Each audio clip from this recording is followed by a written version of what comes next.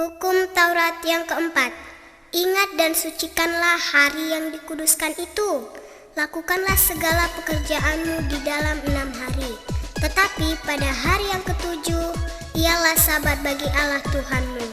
Engkau tidak boleh bekerja pada hari itu, juga anakmu laki-laki atau perempuan, pembantumu laki-laki atau perempuan, ternakmu atau orang lain yang berada di tempat kediamanmu. Sebab Allah menciptakan langit dan bumi dan segala isinya di dalam 6 hari.